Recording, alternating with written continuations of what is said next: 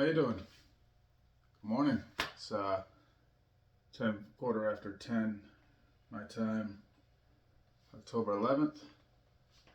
I'm creating a series. I haven't created a video in a little while. I had to, in the middle of recording one of my videos, I had an epiphany, so I kind of stopped and had to do a lot of homework. And I find it pretty useful, actually. I'm really excited about this one. And kind of terrifying if you think about it to a certain extent, because you can find so many examples of this littered throughout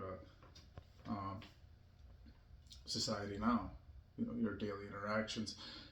This video series is going to be called "The Decline of Moral Men," and it's a process. This is what I'm noticing. A lot of these things are lived experiences from my own, and I saw correlations to that.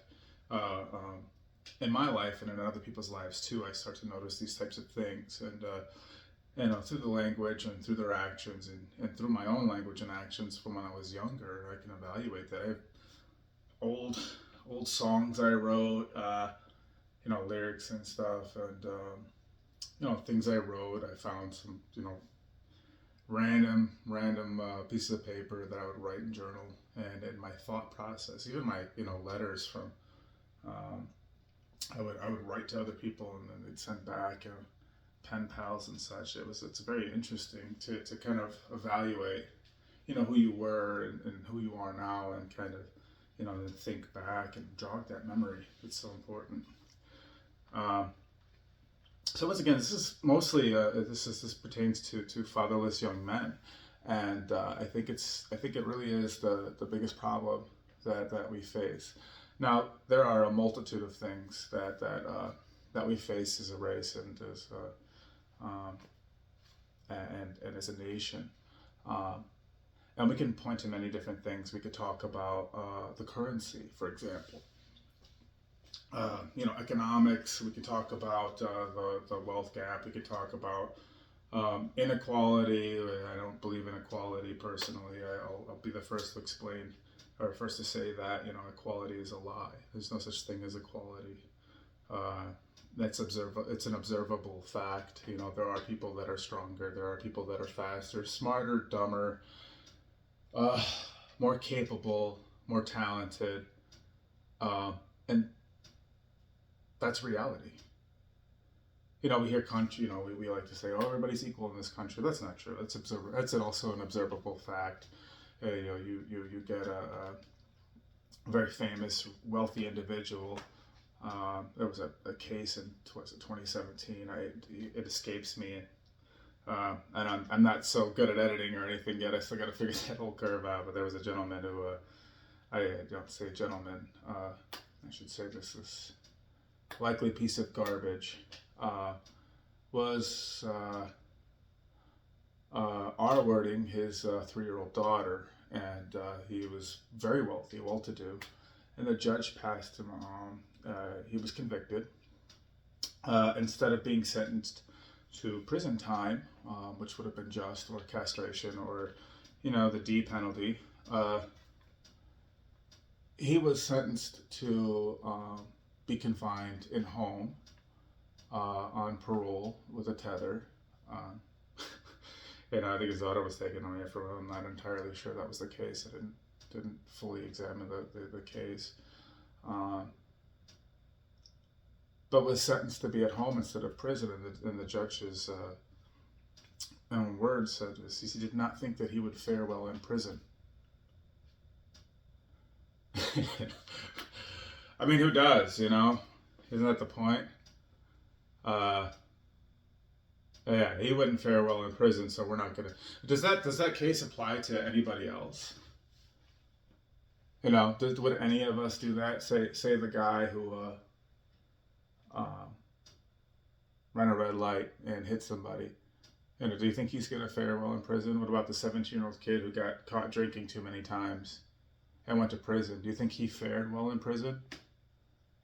No, it's ludicrous. But they gave him prison time. They won't give someone like this guy, prison time. So equality is non-existent. It's not real. It's fictional. This idealism, pie in the sky bullshit. Anyway, so back to my ideas is the decline of moral men. I just gave you a couple different examples of that, I think. Uh, the first step in this is called moral and political nihilism. Now, a lot of these things come from Dostoevsky. Fyodor Dostoevsky has written this series comes from The Underground Man.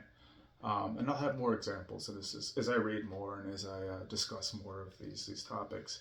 I'll come up with better examples. But this was kind of impromptu, and this was quick. But it took me a couple days to kind of come up with this in between working and doing other things and taking care of my kids and whatnot. So I'll find a better, more regular schedule as I do this. So moral and political nihilism, this is the first step to this trend, right?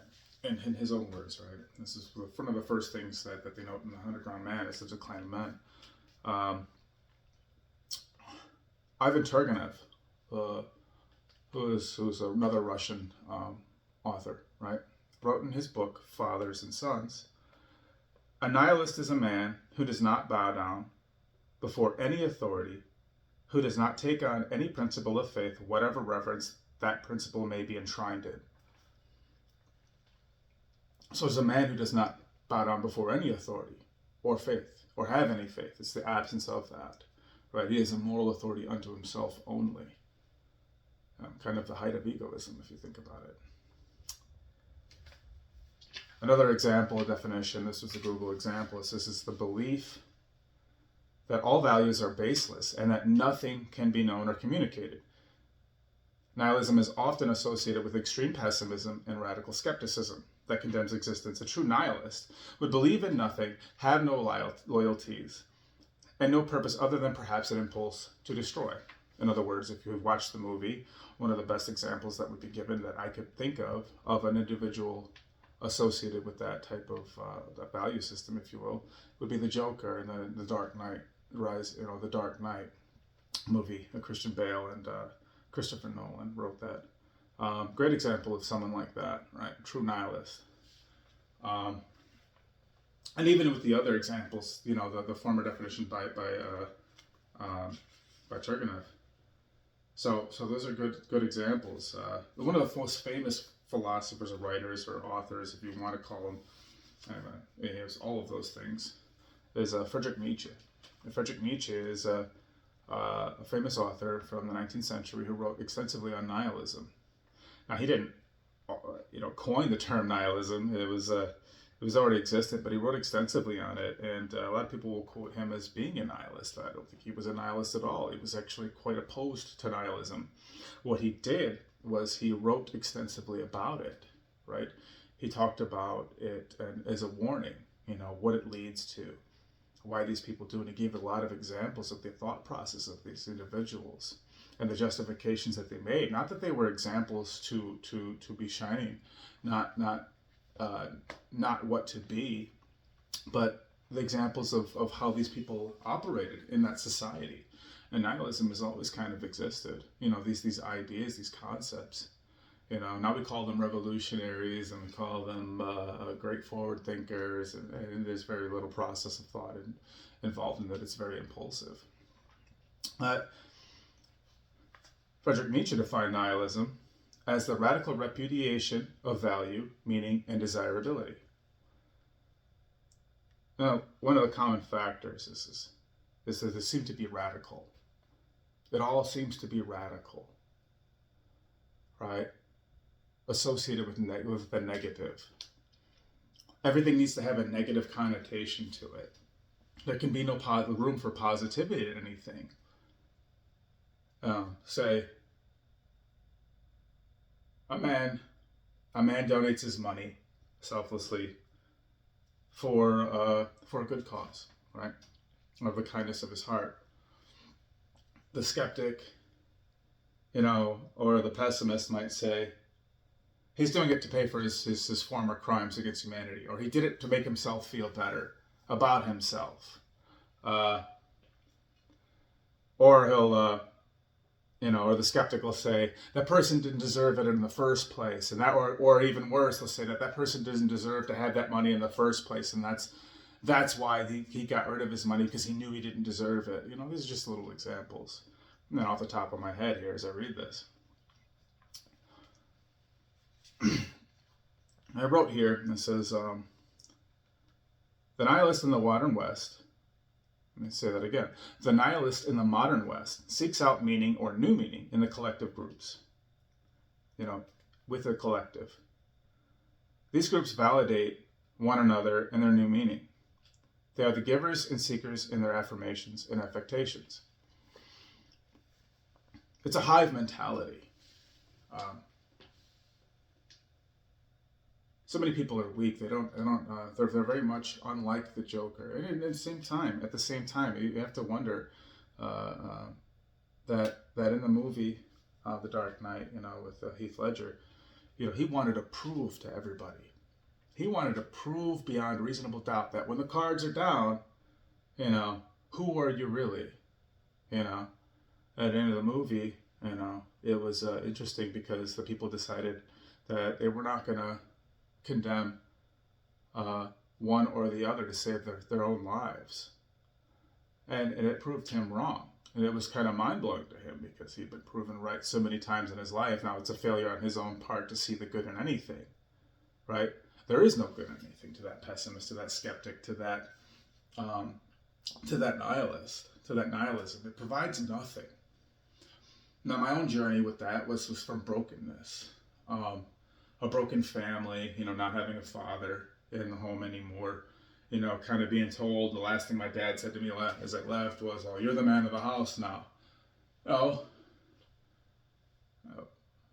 I wouldn't tell my 12-year-old boy that. That's a load of shit. And I didn't have anybody to really role model after. I didn't have anybody to evaluate as a good role model. I didn't have a whole lot of good friends. I had a few good friends, don't get me wrong, but by and large, I was never a popular kid. We lived in an area in the 90s that was really racist. There was a lot of the cool kids, the tough kids and shit were like, nigger this, nigger that, and if you didn't know it, I'm mixed, dad's black, mom's white. I don't look it, whatever, incognito, hi. But we dealt with a lot of that stuff, and I got in a lot of fights because of it. Defending my sisters, people would say things about them or me, got called this and that, and there were all kinds of different things. The funniest one I ever heard was when I was in a band a long time ago. I was front man, and guitarist, his name's Jeff, cool guy. He goes, we're all smoking weed, and he's like, how like white people hold their guns like this, and like black people hold their guns like this.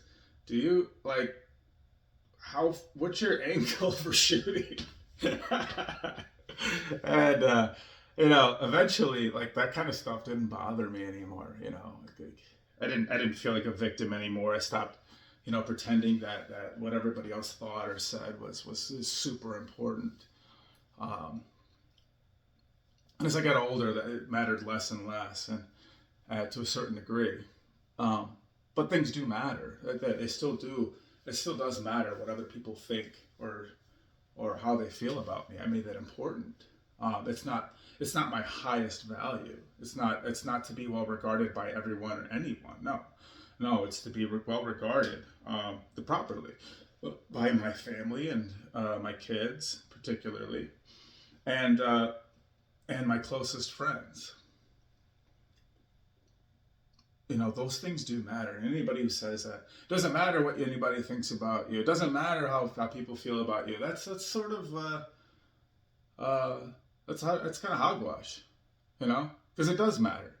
Why would you apologize if you offended somebody, or if you were blatantly offensive and you felt bad and you decided to apologize to them? It does matter what you think. It's why we say, "I'm sorry, I don't mean to offend," or "I'm sorry, I didn't mean to hurt you," or "I didn't mean to," whatever. It does matter. It absolutely matters because you have love for that individual and you don't want to hurt the people you love. It's ironic that we oftentimes hurt the ones that we love the most, but it's because we're in a vulnerable position by allowing them in our lives to love us and for us to love them. It's a reciprocated process there. It's so, if nobody gives you the opportunity to because they don't love you or like you or don't care, then there's no way to hurt you. Very isolationist. But it also leads to these nihilistic tendencies. After having lost my father in the household, and I lived in these areas where I was, constantly greeted by negativity, and not necessarily by my friends, but sometimes, yes, absolutely. They were very hard on me in some ways, some of my older groups of friends. I rejected authority in all manners and figures. There was nobody better than me. I couldn't see that. I thought I knew everything, and how that is. Everybody thinks they know everything. When you're young, you can't be told this or that. Not in particular. I developed this sense of authority under myself, like that I was the judge, jury, and executioner. I was the arbiter of morality for myself, and that nobody could tell me otherwise. It's very, very adolescent minded, and I think we all go through a certain extent of that at one point or another in our lives. I was fortunate enough to go through that at a very young age and realize quickly that that wasn't the case. It took me a while, and through careful observation and brokenness, I found Christ and my Lord and Savior, and I found faith again. And in my rejection of faith and my rejection of authority, I really spun out of control. I sought pleasure in all things.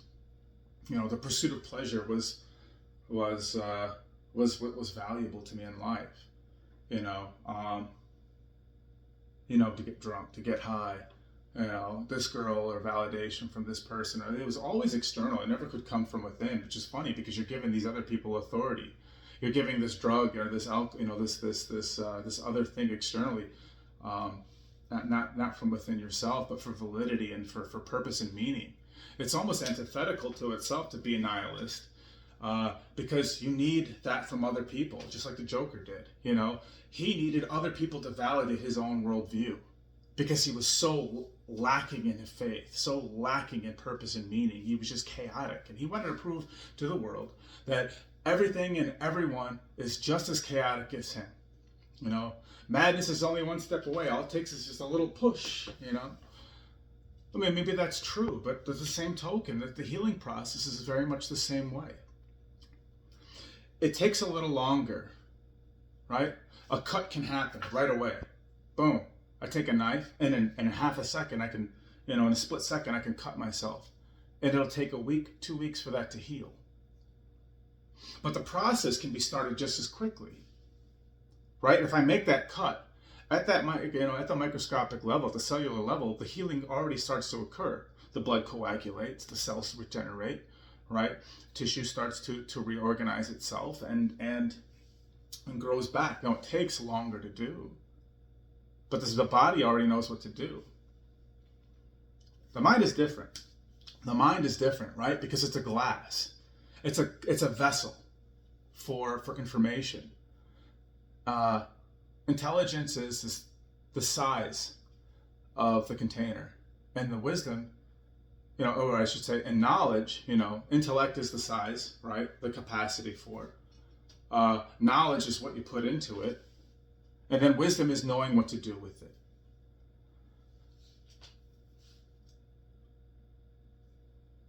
We lack a lot of these tools because we're not always taught them.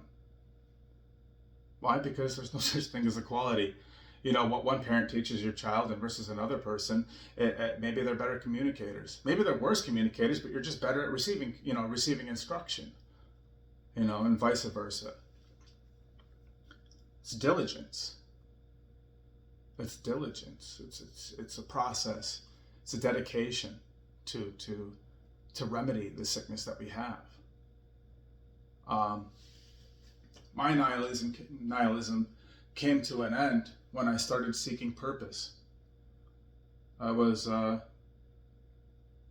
25 years old. I had just left the army. I look back and, spent 2.5 years of war, total, in 3 deployments. Thought we were fighting for this or that, and stopped believing in any of it. Just observed, just listened. What happened? What did we accomplish? And I couldn't put a finger on it. It escaped me. And then I had greater questions. What is the what is the purpose of life? There has to be more to this. There has to be a lot more to this. And so I started searching. And hopefully these videos inspire you to start searching for those meanings, to start searching for those processes, to heal, to carry what you can carry, and to do the most that you can in the short life that we have. It's amazing how much, and you'll never get tired of hearing that, or maybe you'll get tired of hearing it, but it'll never go away for as long as there's life on earth, human life on earth. Time is short. 10 years ago seemed like yesterday in a lot of ways. Does it matter? Yes. Does it matter? No. It is what it is. But make the most of it. Reject nihilism. Have purpose. Have meaning in your life. You can be skeptical, but don't be so skeptical about everything. There's a method to understanding the truth in something. To understand, do your research. Read a book. Listen to people instead of talking to them or talking at them. Wait for them to respond in kind. Give yourself a minute. Something's lost on us nowadays, and I was just talking to a friend of mine earlier about this. There's something to be appreciated for reflection, careful and honest reflection of oneself. If you actually take the time to appreciate what it is that you said on a regular basis. I know that I've listened to old recordings of myself talking through videos, and I sound quite ignorant a lot of the time. Even in my earlier videos and some of these, I could actually dismiss and go, well, I sounded like garbage there. And that's just because maybe I'm critical of myself, and maybe somebody else will have a different opinion. I don't care. But I really sounded ignorant a lot of the time when I was younger, in my 20s. I sounded ridiculous to myself now. But the careful evaluation, being careful with what you say, being careful with how you present yourself. You want to put your best foot forward at all times. One person, what you might find funny, another person might not find so funny. They might find it abhorrent. First impressions are lasting impressions. And it's hard to deviate somebody. It's hard to convince somebody when their mind is already made up. It's very hard to change the mind of an individual whose mind has already been made up. So that first impression comes along, that impression will last. And it takes a long time for them to kind of let go of that. And you never know, that person might be the most valuable person in the world to you. Eventually. Not now, but maybe down the road. Don't be so quick to dismiss. Be better today than you were yesterday. Take a second to pause. Think about it. Evaluate yourself honestly. Am I where I want to be in life? Most of us aren't. So you have to ask yourself, how do I get there? Then you got to plan it. Don't give up on it. Faith is antithetical to nihilism, as nihilism is antithetical to faith. If you don't have it, then the other will occur. Don't give up on yourself. Anyway, that's video 1 for the day. God bless. Take care. Hopefully you found this information useful, or this discussion. and looking forward to making many, many more of these for a long time to come. Have a great day. I'll be posting this on a bunch of different platforms, but basically this is my YouTube, and then I'll have a Rumble that's very similar to a lot of these videos. But find me on my YouTube, Ironicus Epicus. Thank you. Have a great day.